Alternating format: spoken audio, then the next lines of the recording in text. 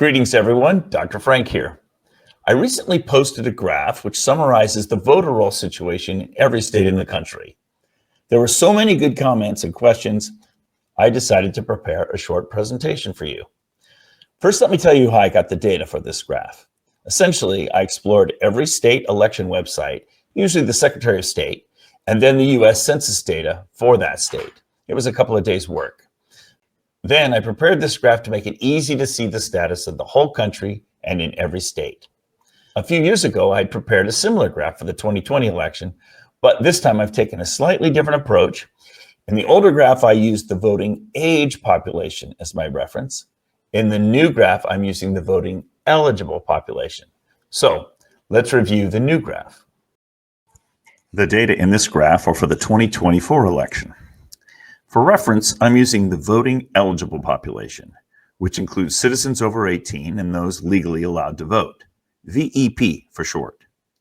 The horizontal axis shows the percent of the voting eligible population that are registered in a particular state, and the vertical axis shows the percent of the voting eligible population that turned out. First, any state that has more than 90% of its voting eligible population registered is going to have very dirty voter rolls. I know this from 4 years of detailed study of the voter rolls from every state, where our teams have then knocked on the doors of residents to confirm our findings. I've marked the 90% and higher registration region of the graph with a red gradient. Obviously, if a state has more than 100% of their voting eligible population registered, their voter rolls must be dirty. I've marked that region of the graph in solid red.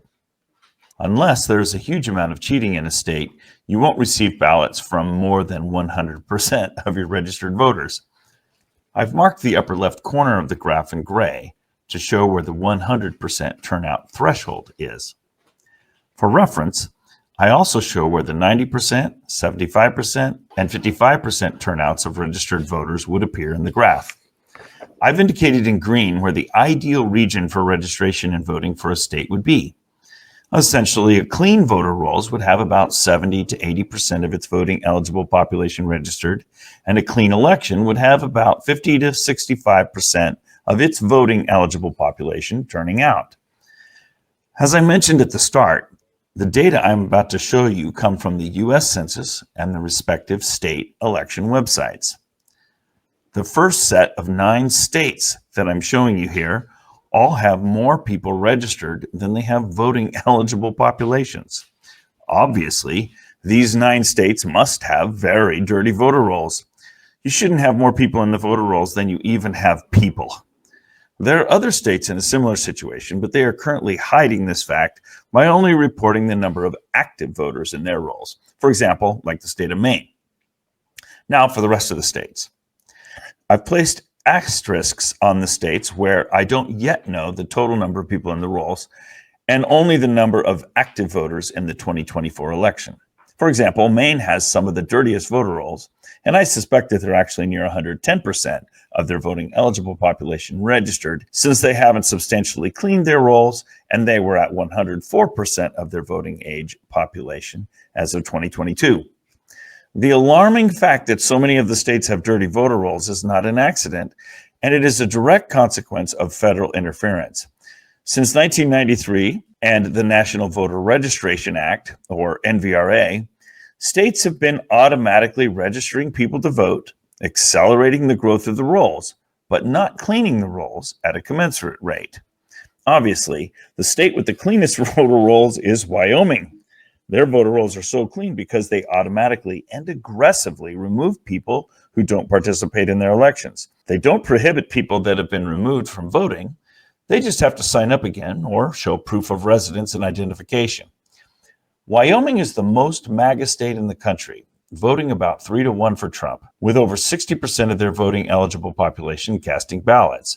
So their voting turnout is in the ideal range, but their voter rolls are perhaps excessively clean. Still, I'd rather have them too clean than excessively dirty, like what we find in the rest of the states, because dirty voter rolls facilitate election fraud.